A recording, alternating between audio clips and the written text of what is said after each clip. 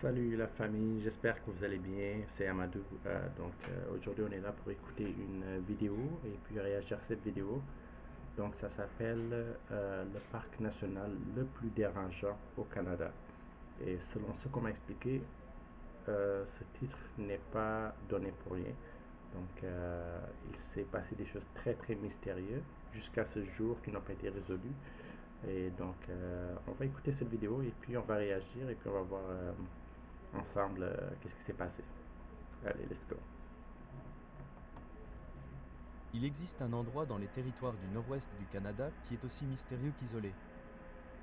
C'est un endroit connu pour son incroyable beauté, mais qui a aussi la réputation d'être En bien passant, plus c'est sombre. très très beau le Canada. Je ne sais Parmi pas les si vous noms le des zones savez, de la région, on trouve Deadman Valley, mais Sunday Blood Mountain et, plus tristement célèbre, avec la la vallée des hommes grandeur sans que le tête. Canada a, il y a des Tous ces noms auraient été régions inspirés par que les je pense événements que qui s'y peu sont de gens ont déroulés. vues, qui sont C'est vraiment vraiment très particulièrement beaux. étrange quand on sait que personne ne vit ici et que le seul moyen d'accéder à cette époque est de prendre l'hydravion ou de remonter une longue rivière sinueuse en bateau.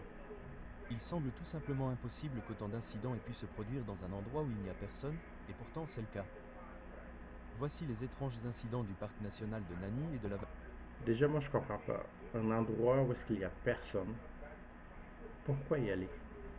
Pourquoi vous allez quelque part où est-ce qu'il y a personne qui y va? S'il y a personne, il y a une raison pour qu'il y a personne. Allez, on va Vallée voir. des hommes sans tête. Comme toujours, la prudence est de mise.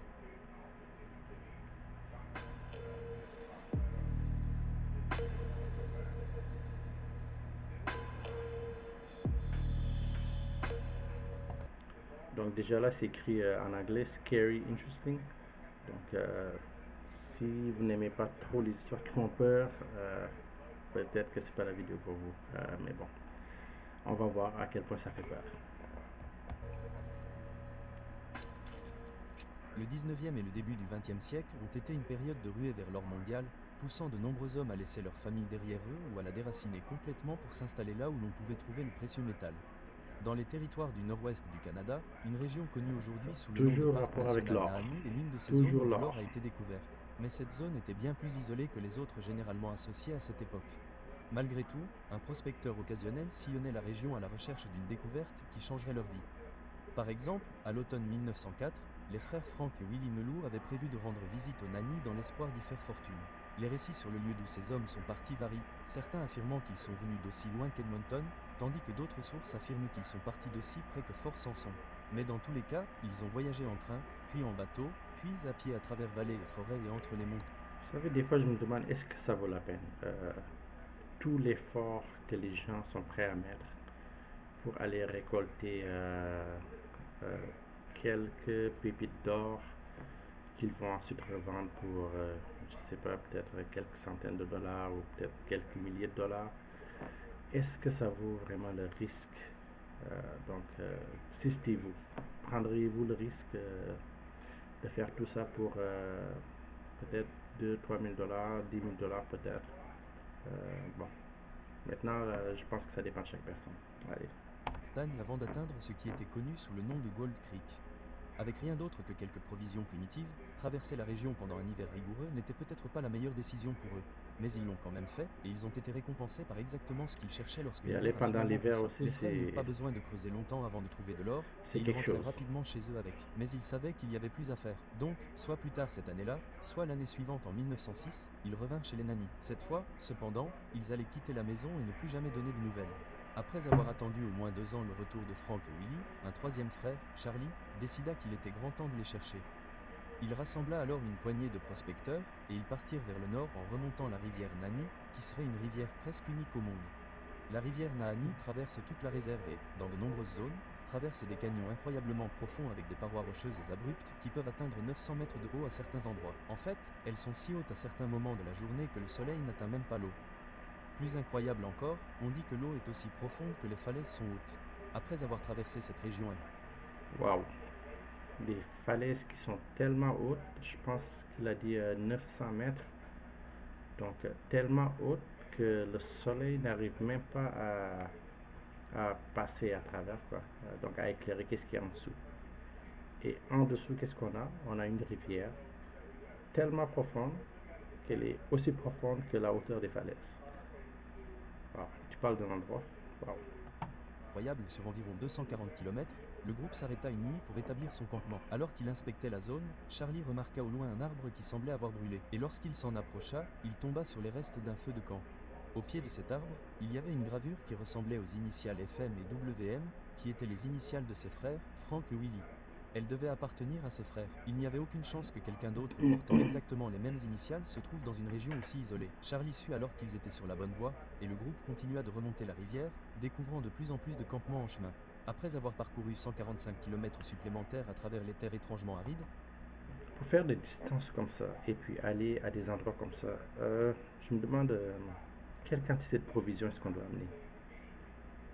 Vraiment, ça doit être lourd à porter parce que tu y vas, tu sais pas combien de temps ça va durer pour y arriver, tu sais pas combien de temps tu vas faire là-bas et tu sais pas combien de temps ça va te prendre pour revenir. Donc, tu peux faire des mois là-bas. Donc, la quantité de provisions que tu dois amener, ça doit être quelque chose de gros. Et en regardant ces hommes, ils n'ont pas l'air d'avoir grand-chose, à part quelques cannes de sardines. l'un des prospecteurs se coupa le pied et dut rester sur 2 blessures propres et pansées. Une fois terminé, il partit à vive allure pour rattraper les autres. Cependant, lorsqu'il rattrapa enfin le groupe, il apporta des nouvelles inquiétantes. Au cours de son périple, il était tombé sur un autre arbre qui semblait avoir été brûlé, sauf que 2 squelettes gisaient en dessous. L'équipe de recherche a immédiatement fait demi-tour et a été À conduite chaque par fois l'homme qu'il y a des blessé arbres jusqu'à brûlés, il y a des l'endroit où choses se trouvaient les corps. Et il y a ce des qu'ils choses ont vu autour. était effrayant. Comme l'avait dit l'homme blessé, il y avait 2 squelettes gisant sur le sol à côté d'un arbre brûlé. Ils ont également pu immédiatement dire que les corps étaient là depuis un certain temps car il ne restait plus une once de chair ou de vêtements, car les 2 avaient clairement pourri au fil des années. Plus étrange encore, l'un des corps semblait avoir le sternum brisé, et l'autre gisait avec un bras tendu. Il y avait également une arme juste devant le bras, on aurait donc pu penser que la Est-ce personne que ça avait serait tenté de pas les l'attraper. Indiens, De par plus, exemple, à en juger par l'état du qui, campement par et la exemple, façon ne dont veulent les corps pas étaient allongés, que ce qui leur est les arrivé gens s'est produit s'approchent de rapidement, leur ce qui leur a territoire, laissé très peu de temps pour réagir. Cependant, qui c'était décident loin d'être le plus remarquable de la scène. En de arrivant faire ces près des choses corps, horribles à ces il est hommes. immédiatement apparu que les 2 squelettes n'avaient plus de tête. Et aussi clair que cela ait pu être, en cherchant des indices sur l'identité des corps, Charlie a fait une découverte bouleversante. Presque enfouie dans la terre, une montre-bracelet et une bague qui appartenaient sans aucun doute à Frank. Il était indéniable que Charlie avait retrouvé ses frères. Aussi tragique qu'elle ait été, la scène du campement était peut-être encore plus déroutante et troublante. Il y avait tellement de questions sur l'emplacement des crânes, la façon dont les hommes étaient morts et la raison pour laquelle les corps étaient positionnés comme ils l'étaient. Malheureusement, les réponses à ces questions restent un mystère. Et en fait, ce ne sont pas les seules choses étranges qui se sont produites dans le parc national de Nahanni. Alors, qu'est-ce qui fait que le parc national de C'est Nahanni le lui a parc valu un de statut Nahanni. presque mythique en ligne ces dernières années? Eh bien, pour commencer, c'est un peu à quoi ressemblerait le monde si les gens n'existaient tout simplement pas. La région est tellement préservée que si vous ne la connaissiez pas, vous pourriez penser que vous visitez une planète complètement différente. Tu parles La d'une ville la plus richesse proche se naturelle. trouve à plus de 300 mètres, et le seul moyen d'accéder à la réserve est soit par hydravion, soit par bateau en remontant la rivière South. Alors, on va juste sauter par-dessus la publicité.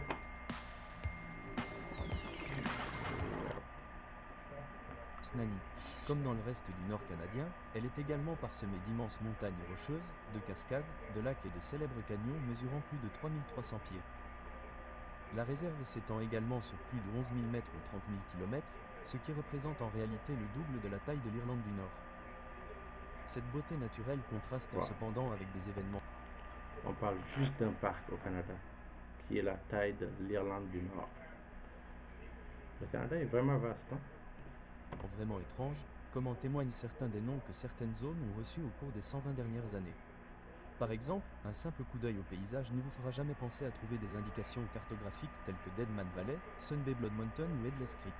Ce dernier est le nom plus récent de ce qui était autrefois appelé Gold Creek en raison de la mort des frères Melou. Le parc est également classé au patrimoine mondial de l'UNESCO, qui regroupe des zones d'importance culturelle, historique ou scientifique protégées par la loi au niveau international. Il a été l'un des Je me 4 demande premiers même sites si naturels au monde je à me demande obtenir si cette même les distinction. Indiens y vivent. En effet, outre la grande variété de ses paysages et de sa faune, Nahanni est unique en raison de son importance pour les Amérindiens, en particulier le peuple Dine. Il y a environ 10 000 ans, les Dines se sont installés le long de la rivière Nahanni et ont prospéré en tant que chasseurs, pêcheurs et trappeurs. Ils ont appris et suivi les schémas migratoires de la faune et semblaient ne faire qu'un avec la nature. Mais le plus remarquable est peut-être que les Dines étaient de prolifiques tisserands d'histoire, et les traditions qu'ils ont créées autour de la réserve sont si vénérées que de nombreuses zones du parc sont totalement interdites aux visiteurs. Ces histoires parlent de créatures mythiques, de géants, de jardins secrets et d'esprits qui parcourent le vaste paysage. La légende raconte également que les sources chaudes étaient utilisées par les géants pour cuisiner, et le doyen laissait souvent des offrandes de tabac pour apaiser à la fois les géants et les esprits des sources. Et parallèlement à cette tradition, les habitants de Digne sont très superstitieux. Par C'est des exemple, choses ils très, évitent les très, loups très car ils pensent que similaires tuer un loup reviendrait à en tuer les Afrique. esprits de leur grand-mère. De plus, tirer sur l'un d'eux avec un fusil garantissait que le fusil du tireur ne tirerait plus jamais droit. Le doyen croyait également que leurs enfants mourraient si les hommes revenaient avec une loutre ou un bison, et ils avaient une peur débilitante des morts. Et à cause de cette peur, il était de coutume de brûler les maisons et les biens des défunts pour purifier la région des esprits. Maintenant, en raison de la profondeur de la tradition du doyen, il peut être difficile de séparer la réalité de la fiction lorsqu'il s'agit d'une autre tribu qui aurait habité la région il y a longtemps. Dans les récits de Digne, une tribu appelée les Naa était un peuple cannibale et guerrière qui vivait sur les hauteurs des pics de Naani et organisait des attaques contre les Dignes Oh, en wow. se Je précipitant savais dans pas les qu'il y avait basses terres. des Indiens Les Dignes étaient terrifiés cannibales. par les Naa, et si l'on se fie aux récits de guerre sanglantes tendant des embuscades aux paisibles Dignes, il est facile de comprendre pourquoi. Mais il est intéressant de noter que l'histoire orale est tout ce qui reste des Naa. Les Dignes racontent qu'un jour, les Naa ont tout simplement cessé d'exister. En d'autres termes, ils ont disparu de la région d'un seul coup. Et ce thème perdure à l'époque moderne. La deuxième expédition des frères Melou On parle de tout un village qui a disparu. Juste comme ça. Étrange. n'est qu'une des nombreuses morts mystérieuses et non élucidées qui ont eu lieu dans les Naani. Environ une décennie après leur mort en 1917, un prospecteur du nom de Martin Jorgensen est entré dans les Naani avec des rêves similaires à ceux des frères Melou. Et tout comme eux, Martin a trouvé exactement ce qu'il cherchait. Il trouva de l'or qui allait le rendre riche au-delà de ses rêves les plus fous. Mais ces rêves ne deviendront jamais réalité. Peu de temps après, en informant sa famille de sa découverte, le corps de Martin fut découvert devant une cabane qu'il avait construite, ou du moins ce qu'il en restait. Le corps de Martin était horrifié, sans tête, et la cabane avait été incendiée et réduite en cendres. Ce que j'ai entendu sur cette histoire-là, vraiment, qui m'a le plus choqué, c'est que les gens qui y vont, ils réussissent à trouver de l'or, et ils en trouvent en quantité. Mais c'est comme si cet or-là était comme s'il y avait une malédiction sur cet or-là. Donc, c'est-à-dire, tu peux trouver l'or, tu peux la prendre, tu peux la caresser et tout, mais tu ne peux pas la sortir de la vallée sans perdre ta vie. Plusieurs années plus tard, un autre groupe de prospecteurs connut un sort similaire en 1920, mais cette fois-ci, leurs corps furent retrouvés attachés à un arbre, chacun ayant été incendié et décapité. Puis, en 1927, un homme connu sous le nom de Yukon Fisher aurait échappé à une arrestation en se cachant dans la région de Hani. Comme les autres avant lui, il découvrit de l'or, mais peu de temps après, son squelette fut retrouvé sans tête, assez près de l'endroit où les frères Melou avaient été retrouvés. Puis, c'est assez bizarre que toutes les personnes qui décèdent dans cet endroit-là, au fond, se retrouvent sans tête. Donc, on leur décapite complètement la tête. Qu'est-ce que vous pensez que c'est? Est-ce que ça se pourrait vraiment que ce soit des animaux sauvages, peut-être? Ou que ce soit des Indiens, des autochtones qui ne veulent pas être dérangés et qui veulent donner l'exemple? Ou encore peut-être des extraterrestres, peut-être? Vous en pensez quoi?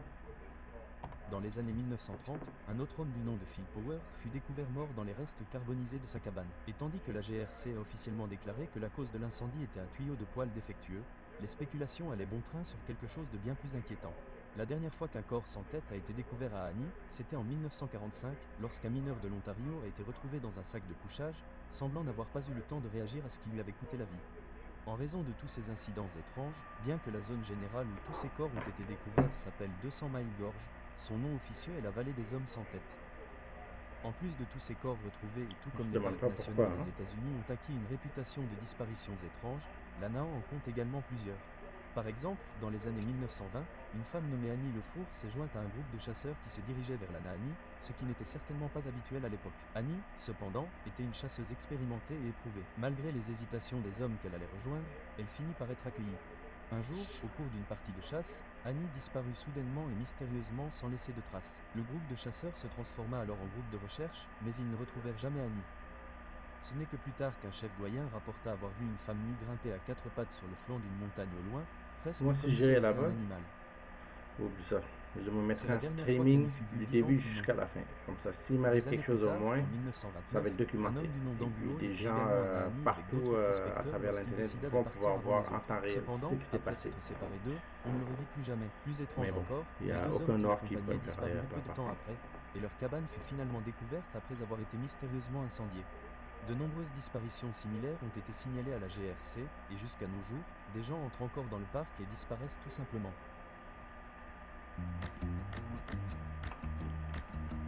Histoire assez troublant, hein. Euh, Cependant, au début du XXe je ne sais siècle, pas pourquoi les c'est choses toujours devinrent de les plus en endroits plus les étranges. plus Lorsque beaux au plusieurs monde accidents d'avion qui se sont souvent produits, la zone où l'avion cachent s'est écrasé a été ou surnommée Funeral Range, peuvent qui se souvent trouvait être les plus justement le long mortels d'une aussi. région du Hani connue sous le nom de Hell's Gate Rapids. Puis, en 1962, un pilote du nom d'Angus Black Mackenzie s'est écrasé dans la zone de Funeral Range et a survécu pendant au moins 42 jours avant de disparaître à son tour, ne laissant derrière lui que son journal. La même année, un autre avion s'est écrasé dans la même zone, et le corps de l'un des passagers a été retrouvé dans l'épave. Le pilote et deux autres passagers, pourquoi les cependant, avions n'ont jamais s'écrasent été revus.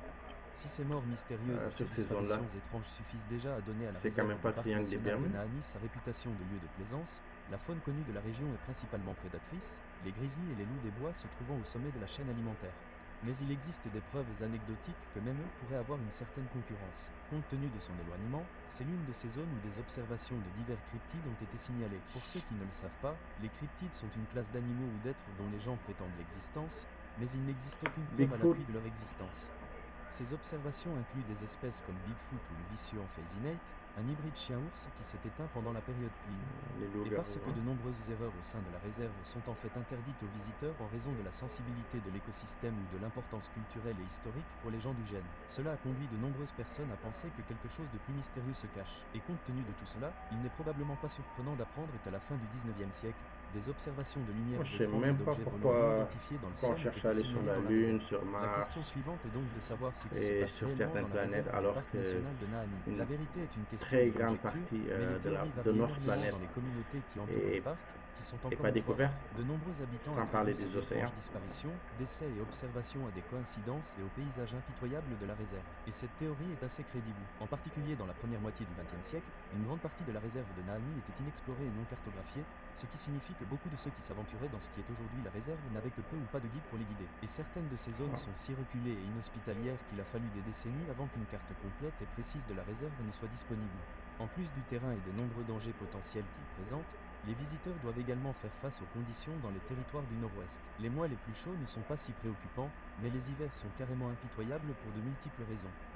Évidemment, la J'imagine réserve même étant pas les relativement hivers. proche du cercle polaire arctique, Juste les nous, là où, températures pendant les mois là où d'hiver nous sont sommes pour au le moins Québec, glaciales. certains Mais il y a hivers, quelque oublie chose ça. juste sous la surface de la réserve Alors de imagine Nahanni là-bas, qui rend les circonstances encore à la fois beaucoup étranges plus et au nord. dangereuses. En plus des montagnes, des rivières et des vallées, Nahanni possède également des sources chaudes, si vous vous en souvenez. Et pendant les mois d'hiver, la chaleur de l'eau se mélange à l'air arctique et recouvre la région d'un épais brouillard.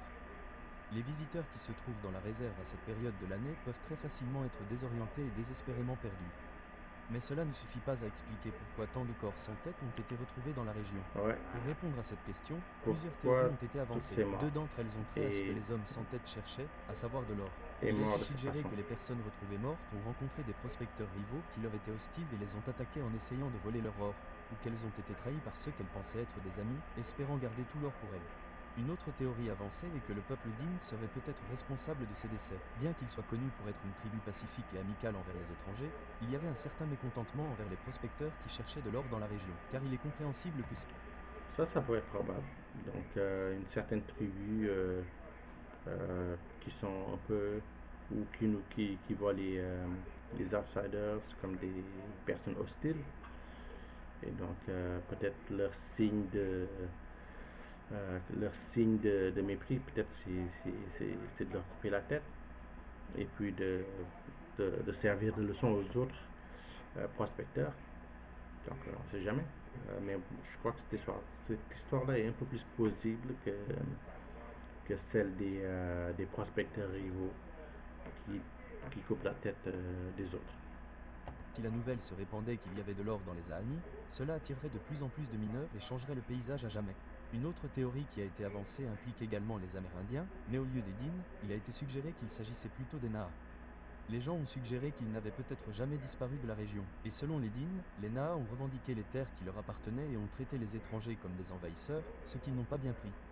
Et bien qu'il n'y ait encore aucune preuve physique de l'existence des Naa, il semble que les morts sans tête aient cessé à peu près au moment où les Dînes ont affirmé que la tribu avait disparu. La dernière théorie est celle qui fait toujours surface dans ces cas, qui suggère des cryptides ou des ovnis.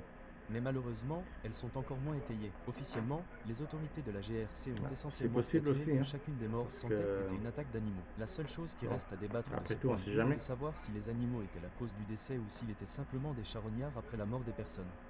Quoi qu'il en soit, il existe en fait une autre explication qui ne tente pas d'expliquer les décès, mais remet plutôt en question. C'est juste qu'habituellement, tout ce qui a rapport avec les extraterrestres et puis, la façon dont ils mutilent certaines de leurs victimes, souvent on peut, euh, on peut on peut le savoir. Donc, en regardant la façon dont la victime a été coupée, a été tuée, dont la tête a été coupée, souvent les histoires de mutilation concernant les ovnis, souvent on voit des animaux, par exemple, qui ont été que tout leur sang, et au fond ils ont réussi à sucer tout leur sang, réussir à faire des incisions vraiment chirurgicales qu'un être humain normal ne pourrait pas faire, à part si tu es un super chirurgien professionnel. La validité des histoires. Certains ont émis l'hypothèse que toute la légende entourant la réserve du parc national de Nani pourrait n'être qu'une incompréhension exagérée des événements.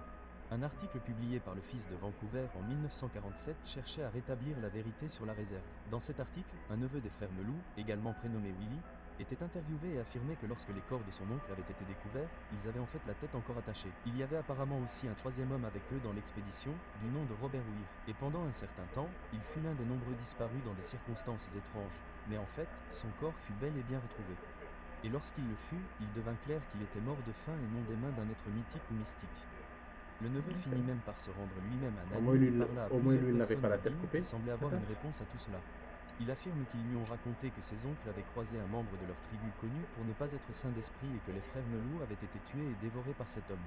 Et bien sûr, aussi horrible que cela puisse paraître, si c'était vrai, ce serait bien différent de ce qui a été décrit. Cet article, cependant, n'offre que très peu d'informations en dehors de reportages de seconde main et d'affirmations non fondées, laissant planer le doute sur ce qui se cachait réellement derrière la série de corps sans tête dans la vallée des hommes sans tête.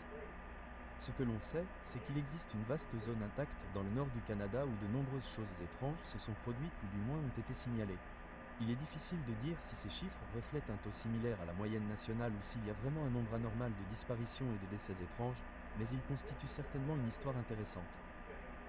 Et donc ça veut dire que jusqu'à ce jour, c'est toujours pas élucidé. Pour être honnête à propos de ces histoires, j'ai On peut abordé pas la envoyer question l'armée de ou ces quelque scepticisme quant chose, aux événements, aller du moins tels qu'ils ont investiguer. été décrits précédemment. Mais après l'avoir parcouru, il semble y avoir eu pas mal d'incidents étranges qui se sont produits ici, même s'ils ne sont pas d'origine surnaturelle. Il semble y avoir une combinaison d'éloignement, d'or dans la région et de légendes locales qui se sont combinées pour lui donner la réputation qu'elle a, si l'on en croit les histoires. Quoi qu'il en soit, si vous êtes arrivé jusqu'ici, merci beaucoup d'avoir regardé. Si vous avez une suggestion d'histoire, Et apparemment, il n'hésitez n'y pas à a la soumettre personne qui a via le formulaire qui se trouve réussi dans la description. à De plus, amener si de vous préférez l'or écouter uniquement l'audio, vous pouvez l'écouter partout de où ces vous écoutez les vallées-là. podcasts. Et enfin, si vous C'est souhaitez bizarre. soutenir la chaîne, pensez à vous abonner au Patreon. Quoi qu'il en soit, merci encore et j'espère vous retrouver dans la prochaine. Donc, je sais pas qu'est-ce que vous en pensez. Moi, pour ma part, je pense que c'est assez mystérieux comme histoire. Donc, toutes ces têtes coupées, toutes ces personnes mortes de façon un peu inexpliquée, c'est assez étrange.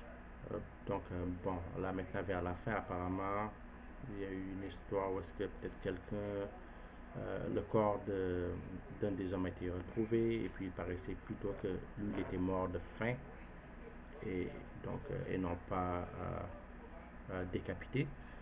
Donc je ne sais pas, mais toutes ces personnes mortes avec la tête coupée, je ne sais pas ce que vous en pensez. Est-ce que ça se pourrait que ce soit une tribu indienne, des autochtones, des animaux sauvages, je sais pas moi, des ours mangeuses de tête, des ours que c'est juste les têtes qui les intéressent, le reste du corps non. Ou est-ce que ça pourrait être quelque chose d'encore plus mystérieux comme voilà, comme E.T. Phone Home. Mais bon, à vous de me laisser savoir dans les commentaires.